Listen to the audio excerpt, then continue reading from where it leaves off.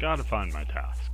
Where's my task? Are you my task? Nah, do you have my task? Oh, where could it be? Giant city up in the clouds. You don't have my task? Where's my task? Maybe that guy knows where my task. Are you my... Hey, it's task! Not my task. Never gonna find a task here. Well, I already found a task here, but not a task. That's just a... You know what I mean. Flare doesn't have my task. Grunty doesn't have my task. What about this, Grunty? Hello? Hey, Grunty. Yo, Grunty. Oh, good, he turned around. Hello? Standing right in front of you. Right here. Just, yeah. No, that's cool. Go ahead. Ignore me. That's awesome. Totally invisible here. Anybody seen my task? Hey, clouds! Have you seen my task? Hello? Wow, kind of high up here. I, never really noticed that before. That's, man, this place is unsafe. I think they'd, install a handrail there or something. Hey, what if you fall off? That's a really steep cliff.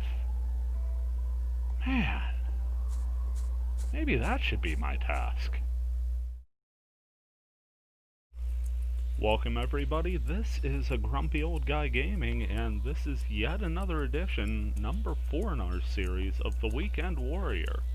A series I am thematically doing on the weekends where I play my Blade Master character, my main account, for a dungeon run. Took me a couple tries at this recording. Not gonna lie, first time I went to do it, I was booted out of the server in the middle of nowhere, which led to a bit of a scary moment if you're a .hack fan. I was in the middle of fighting a monster, had just gotten it to 0 hit points, but it stayed very much alive and was attacking me while I was disconnected from the server. Had a bit of a chuckle there. In hindsight, I wish I would have saved that footage, but at the moment I was a little bit frustrated in that moment, so I just kinda chucked the video and moved on to this. So we'll pick up here with a little bit of item shopping. I was a little depleted from last time, didn't quite get to a server to replenish. Attempt number 2 was I honestly forgot, first time I went to run this dungeon, that I was recording, and I accidentally stopped the recording. So we're here in Netslum. Late game spoiler alert, you end up being able to visit Netslum as a root town. Just replenishing some of our consumable items and selling off some excess items for some spare cash.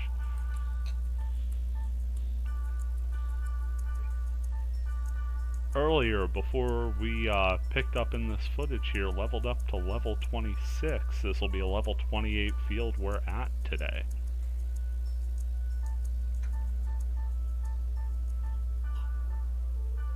Getting my fortune wires up to 99. About the only way you pick up a fortune wire is if you accidentally try to open a trap chest before disarming it. So I typically run with 99 of those, and then everything else I keep at 90 in case I pull them out of chests. I don't know why, it just annoys me to go through that extra box to tell me I already have 99 of it. Okay, final checks are done, going to the Chaos Gate, and we will be warping back to the field. Not even going to try on those words. If anybody knows Japanese, feel free to tell me. We're going back in. I had previously cleared the field. This time I am not going to do so much. Just gonna make a fairly direct line for the dungeon. First, I'm gonna go ahead and buff my accuracy because I knew there would be some monsters attacking.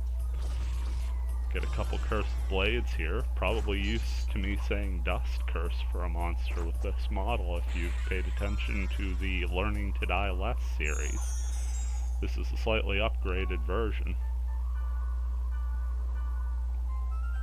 .hack recording number 3 today. for me. It's been a fairly eventful day on the .hack front. Certainly wasn't my intention. I had planned on starting a bit more heavily into the retro gaming this weekend, but this is the way the videos kinda fell. Like I said, taking Noble Grunty and just making a beeline to the dungeon here.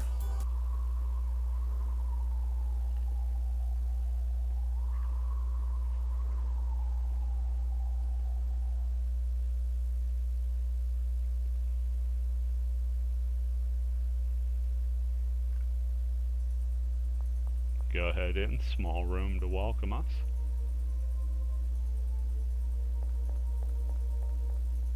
Nice little pool in the center of this one. Pick up a pure water in the crate. And we go left to another similarly styled room. Nothing in that corpse warrior. Checking our status here, sure enough, level 26.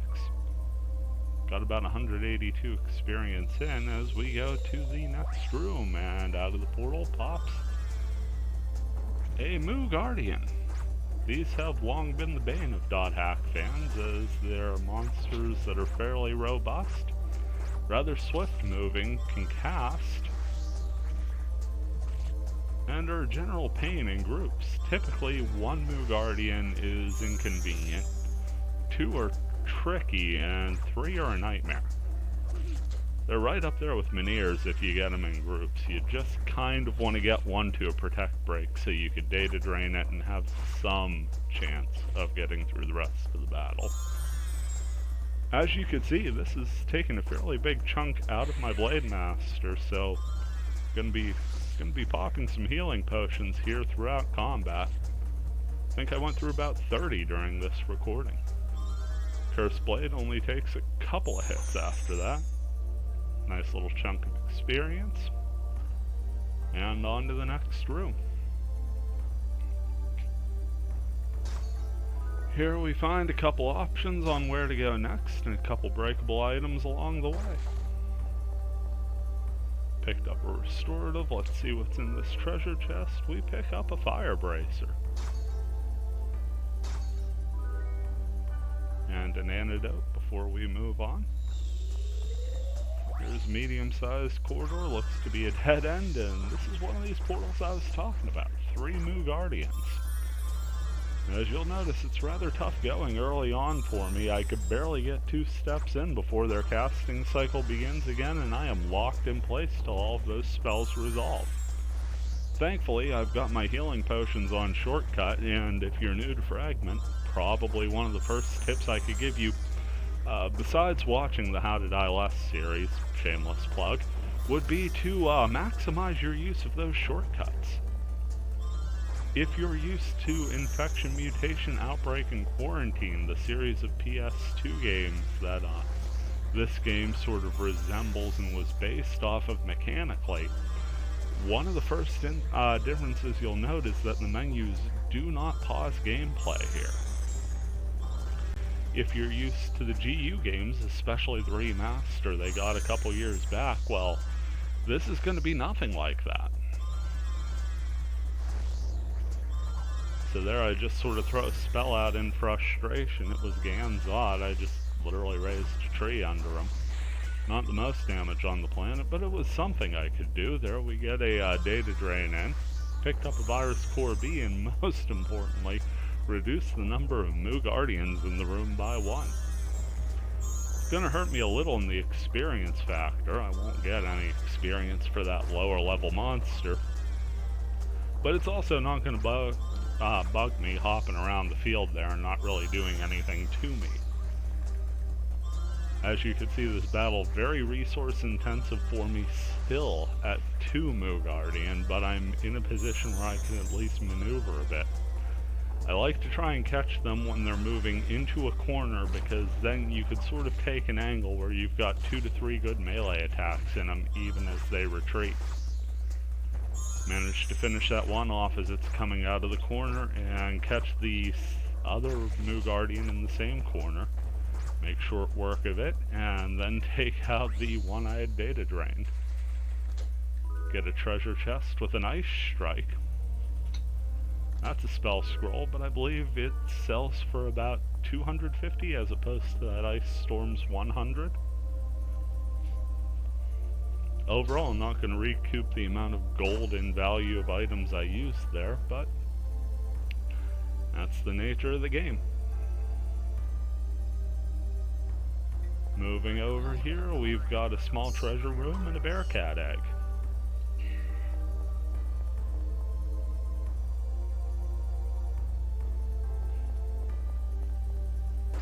So this whole way was a dead end. We'll have to do some backtracking here and head the opposite direction.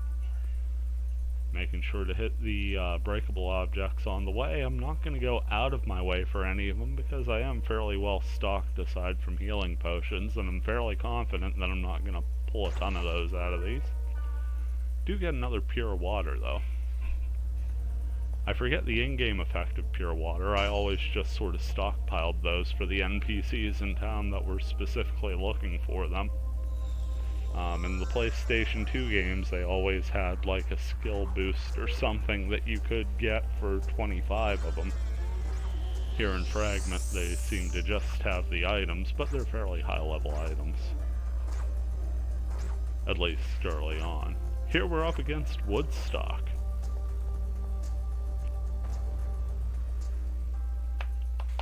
One of your more pun-heavy names.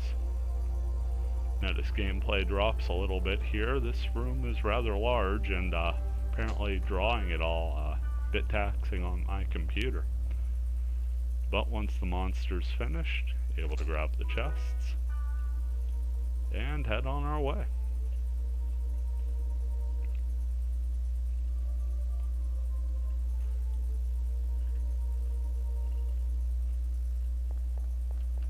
Yet another unique room. This one's got a giant spike pit in the middle. Can't really hit that due to invisible walls, but take our breakable objects from the middle there and just start checking out the different branches until we find our way down. Not too concerned about completing this dungeon 100%, all portals cleared. Just kinda looking to get to the bottom, especially with the luck I had recording today. Getting a complete run-in was of paramount importance. Picked up another bearcat egg there. Cast a quick heal spell, not so much because we were in dire need, but because we would have more than enough time to recoup the mana. Skill points. Sorry. Just used to calling it mana. RPG conventions just don't die easy. Also hoping not to die easy myself as I go down to the second floor. That wasn't clever. Into the second floor we go.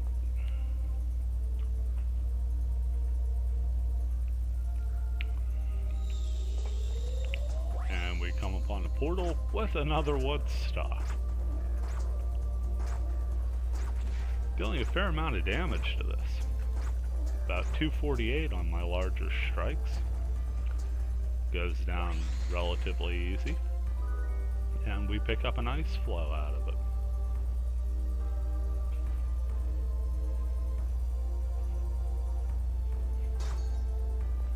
Very kind of cool aesthetic to this field. Very bold colors. You've got the purple on those pillars there, blue on the floor designs.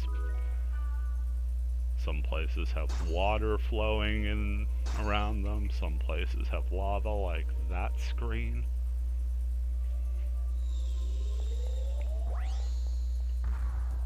And here we have two Goyle-Meniers and a Moo Guardian. Generally, if you would try and rank a grouping of monsters, that's going to be supremely frustrating. This is probably going to be right up there. Taking out the Meniers first, caught a lucky break there where the one Goyle-Menier didn't make it in time to revive the other. I was able to take them out in fairly short work and then focus on the Moo Guardian. Have to prioritize the Meniers because if you tried to go after the Moo Guardian, there'd be a very high chance of them just constantly reviving it. So we actually make it out of that battle. Far less frustration than I was anticipating when the portal opened. Give myself a little pat on the back on that one and move on. Large dead-end room here. Widens out to a portal that has a trapped chest. So lucky break there, get to recoup, take a deep breath, and see what's in this. We pick up an iron anklet.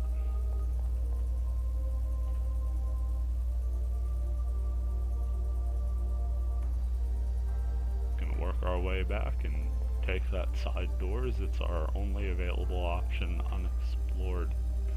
At least to this extent. If we do a little more backtracking, we'd find some more options in that intersection room. Go ahead and knock these out real quick, pick up a restorative, and up we go. Diagonal corridor. I believe I said this in a previous video, but these diagonal rooms, they come in a couple different sizes, and they almost never have monster portals in them. Here's just a Soul Moo Guardian. Not terribly worried about it. No, it's not going to be the easiest battle, but it's manageable. Certainly more manageable than some of the things we've already encountered here, and again, doing a fair clip of damage to it. So we'll take it out, do a quick heal. Nothing really of note in the room, so we're just gonna take the door to the next. Here we find a dead end room and woodstock.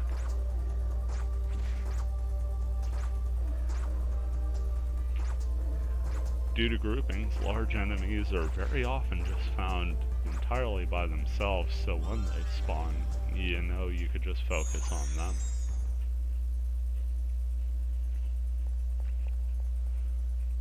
And again, especially when you're in an area that's equal level to you and maybe a little tougher than you, a little higher level, it's probably a good idea to cast that healing spell when you have a little time to backtrack. Make sure those hit points are at full and you have a little time to recoup some of those skill points. It's all safe as monsters won't respawn in the dungeon, and it gives you a little bit of safe haven for your resources, a chance where you don't necessarily have to burn that healing potion or a mage's soul.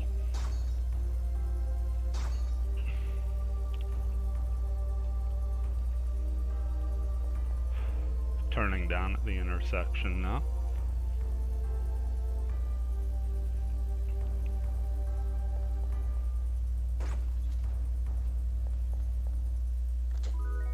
Again, not my intention to 100% this dungeon, but every room we go through that gives me a tangible item is that much better, as it gets me that much closer to replenishing everything I spend here.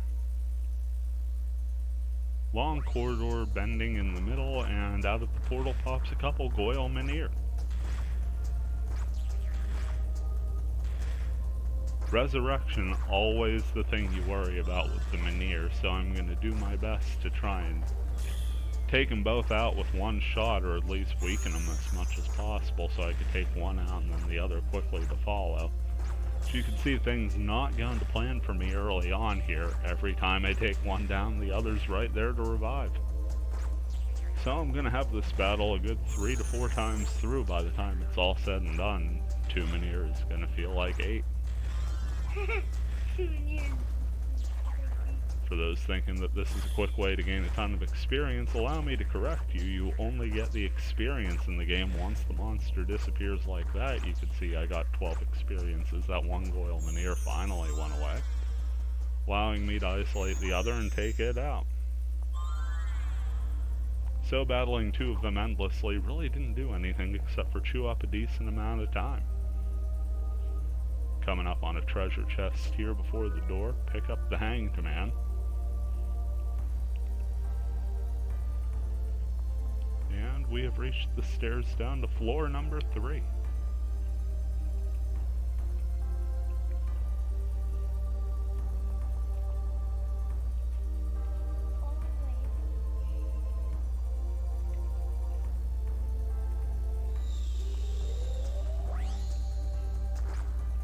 Got 2 Moo Guardian and a Goyle Menhir out of the portal, and I had to stop myself from chasing the Moo Guardian right away. Initially, that's what I was feeling, but priority has to be that Menhir. So we're going to keep swinging away at it. get my hit points whittled down by the Moo Guardian spells all the time. Be very mindful of that. Just about every time my hit points hit the yellow, my fingertips were shifting over to the shortcut for the healing potion. Learned the hard way one too many times that if you're an orange, you might as well be on 0. Take out the Menhir and the first Guardian, and the rush just sort of falls like dominoes here. No complaints whatsoever. Have that awkward moment where I sort of trap myself behind that treasure chest and open it instead of attacking that Moo Guardian, but all's well that ends well. And we're right by the door, so we'll just take that branch, and there's a small treasure room here. Get a pure water, and a bearcat egg.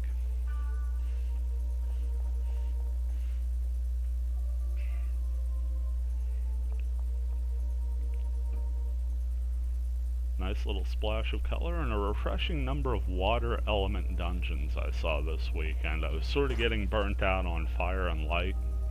Fire and lightning element dungeons seem to have been the bulk of my last couple weeks gameplays, so it was refreshing.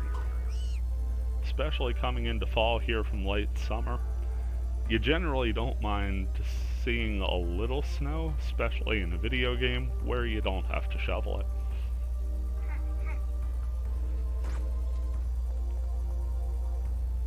Moving into the next room here. Got another one of these V-shaped rooms. Got a door at the halfway point and a door at the end. Almost skipped the door at the halfway point, don't know why I did that. But we go through it. Find ourselves in a medium-sized room with red scissors. Red scissors are cool. One, because they're giant purple crabs, and that tends to stick out in a crowd. Second, fairly easy to hit monsters, but they have the nasty ability to paralyze if you're not careful. Yet another one of those monsters that doesn't seem overly threatening at first, and then you get a group of them, or get them in a large mob, and you find yourself paralyzed with 3 things just poking away at you. Especially dangerous if you're soloing like I am here. Pick up a Hands of Fire, yet another wrist equipment, and we're going to move into the next room. Little treasure room here. Check out these breakable items. Get an antidote. Pull an ice flow out of the chest. And a couple barrels here. Don't really amount to anything, and we move on. Treasure room minus treasure. Get a couple of these breakables. Missed that pot in the corner there. Just didn't really care to swing over and get it, much like the breakables in this room as we backtrack. But the one crate I do hit gives me a pure water. Skipping that golden egg, a little earlier on in the dungeon I tried to pick one up and it gave me the dreaded, you've got 99 of these. Once you have 99 of an item carried, you can't get another. So I may have to do a little grunty raising, spend a couple of those golden eggs. Here we get a Goyle Menhir and a couple red scissors. Take out the Menhir and find myself paralyzed.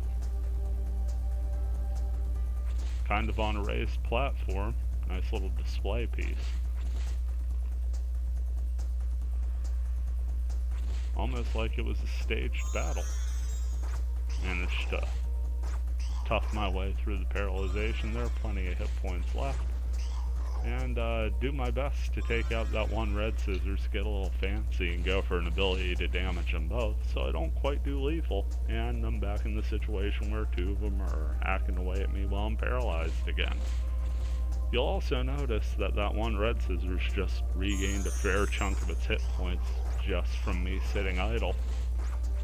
All the more incentive to just attack one target until you could take it out entirely. Especially when soloing, the less number of hostile targets, the better. Gonna go up to the top here. There's a treasure chest, and through the door we find another portal, and in this portal will be a trapped chest. Take a bit of a deep breath here. Only the third Only the third fortune wire expended in this dungeon so far, no complaints about that. Fortune wire, the single most affordable item in the game. And that's by design, since there's no inherent or innate class-based trap-picking skill or spell. Just fortune wire the trap and on you go. Speaking of on you go, we're going down to floor number 4. Once again on this edition of the Weekend Warrior. How's everybody doing? This is Grumpy Old Guy Gaming. Now recording audio.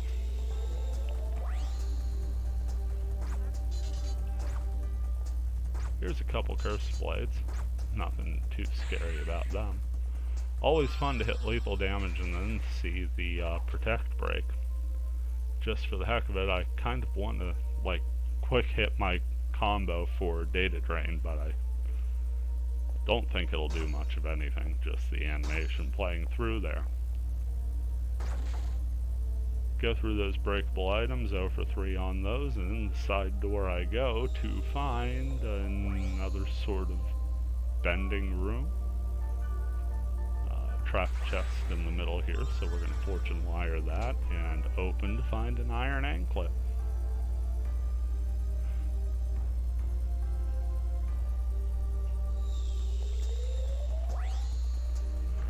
Here we pull a couple Goyle Menhir and a Cursed Blades. Get them all in a group there, so I just went for my lightning strike, did a ton of damage within the group. May have taken out the Cursed Blades, I honestly couldn't tell you, and if it did, the Menhir went ahead and revived it right away. Once again, showing the problems battling multiple Menhir. But we're gonna do the practical thing, get them both low, and then try and take them out one after the other in quick succession. Get my mana charged up though, so I'm able to do another lightning strike. That one's costing me 50 skill points a pop. So I'm pretty well drained after 2 of those in the battle. Actually got a message there, if you looked real quick, from the person hosting the server that they were going to be shutting down soon. So thank you to them for letting me run this dungeon, by the way. Typically don't try and run my own dungeons, as it's all hosted off my computer and it gets a bit taxing. Do make it to the treasure room though. So I pick up a Thunder Torque, a Rainbow card, and a Soul Charm, and that's going to do it for this week's edition of the Weekend Warrior. I'm a Grumpy Old Guy Gaming. Thank you very much for watching, and we will see you next time.